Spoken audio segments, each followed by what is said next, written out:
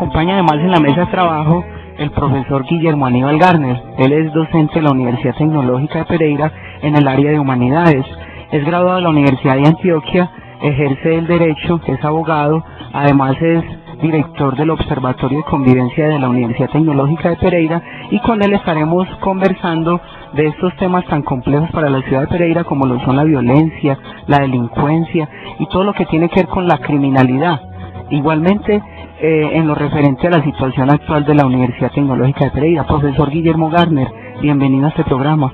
Quiero aclarar que nuestra iniciativa se denomina Observatorio de la Convivencia, Seguridad Ciudadana y Derechos Humanos. Para algunos es conocido todavía como Observatorio del Delito, que fue el comienzo pues de una historia que ahora podemos hablar de ella, y no sobran quienes, o no faltan más bien, quienes se dirigen a nosotros como el laboratorio del crimen, ¿ya? Eso ya es una cuestión espectacular de las lecturas y la imaginación de la gente, ¿ya? Pero que sea como a manera de inventario y de anécdotas, el observatorio del crimen. Ajá, el laboratorio del parece, ¿eh? Bueno, profesor, empecemos hablando en este tema. Cuéntenos de qué se trata el observatorio que tenemos aquí en la Universidad Tecnológica, que de seguro sabemos que los radio oyentes de pronto no conocen de qué se trata este proyecto que usted lleva a cabo. A ver, a fines de los años 90 del pasado siglo, que ya podemos hablar así, es decir, estamos hablando de 1996-1997, el Ministerio de Justicia y del Derecho hizo unos convenios interinstitucionales con el Departamento de Risaralda, el municipio de Pereira y la Universidad Tecnológica de Pereira, para adelantar una primera investigación de carácter diagnóstico sobre los fenómenos de criminalidad y de violencia. Para el ministerio en ese entonces era materia de preocupación que las políticas desarrolladas a nivel nacional y en las diferentes regiones del país para enfrentar estos fenómenos de criminalidad y de violencia estaban fracasando, o mejor dicho, habían fracasado, y que lo que podía constatarse era que entre más dinero se invertía en la represión del delito, más aumentaban las tasas delictivas.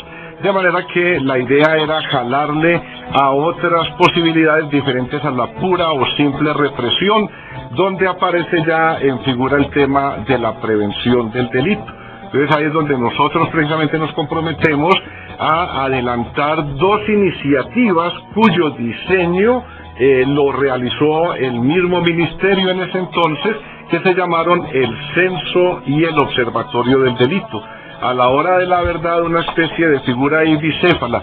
La una, el censo, pues ya la palabra misma lo expresa, se refiere a los aspectos puramente cuantitativos, o sea, el registro de la información estadística, y la otra instancia, el observatorio, que sería ya propiamente el componente académico, para a partir de esas cifras empezar a hacer pues unos análisis que sirvieran como explicación de estos fenómenos y posibilitaran una intervención adecuada y al mismo tiempo la construcción de una política criminal fuera de las conjeturas y de las improvisaciones, que es lo que han marcado, y desgraciadamente hay que decirlo así, siguen todavía marcando la pauta en nuestro país. O sea que estamos hablando de una trayectoria de 12 años, profesor, y en esos 12 años me imagino que han transcurrido además por el observatorio múltiples, además de estadísticas, múltiples observaciones. ¿Qué nos puede contar así a modo de síntesis de esos 12 años de trabajo en este observatorio? A ver, de una parte pues está la satisfacción del deber cumplido, porque entendiéndonos como servidores públicos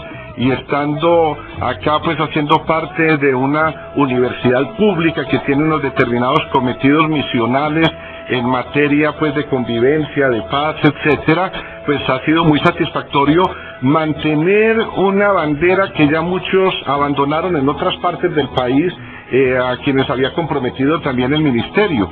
Y aquí en el ámbito regional, que si bien es cierto, como ya lo expresé, estuvieron comprometidas la gobernación y la alcaldía, tanto la gobernación como la alcaldía han sido partes dentro de este proceso pero poco constantes, ¿ya?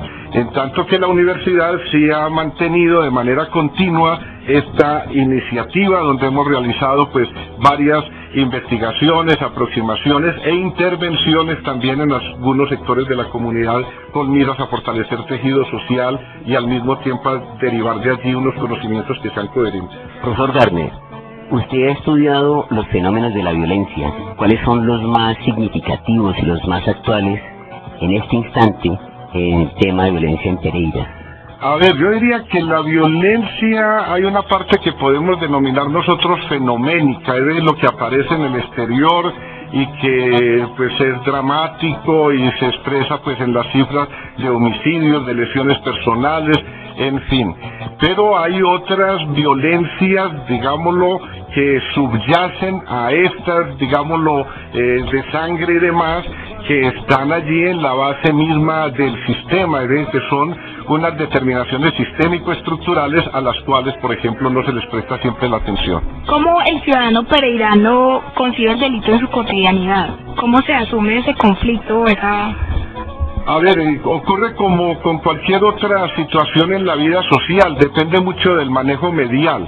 En realidad aquí hay una situación que yo denominaría una percepción sobre los estados reales del riesgo que no corresponden siempre a la objetividad del riesgo mismo, ¿ah? Y esto por el mal manejo que hacen los medios de comunicación. Es decir, aquí se toman las cifras estadísticas y sin mayor examen se van derivando de allí consecuencias que llegan al ciudadano que no tiene una formación crítica y no tiene una buena capacidad de digerir de manera reflexiva esas cifras, y muchos creen pues de que aquí se está matando a todo el mundo y que eso obedece a un mismo orden causal que se puede enfrentar con algunas medidas de choque como aumento del pie de fuerza, como prohibición del parrillero masculino y otra cantidad de cuestiones que desde una perspectiva criminológica no son sustentables. Profesor Garner, a la hora de hablar de criminalidad en nuestra ciudad, aquí en Pereira, también podemos estar hablando de patologías. También podemos estar hablando de que las personas no están bien de la cabeza para poder hacer un delito, y inclusive muchas veces a otras personas que procesan, lo primero que les hacen es como un examen neurológico o algo así por ese estilo. A ver, por decirlo de una manera muy clara, esta es una sociedad enferma, es indiscutible. Y hay una situación que desde la perspectiva criminológica es muy clara. Vivimos en unas condiciones anómicas generalizadas, no anémicas, pues claro que hay mucha gente anémica también en nuestra región, pero fundamentalmente se trata de que no se interiorizan las normas, y eso está relacionado de alguna forma también con determinados niveles, y lo digo de manera conjetural, de enfermedad mental.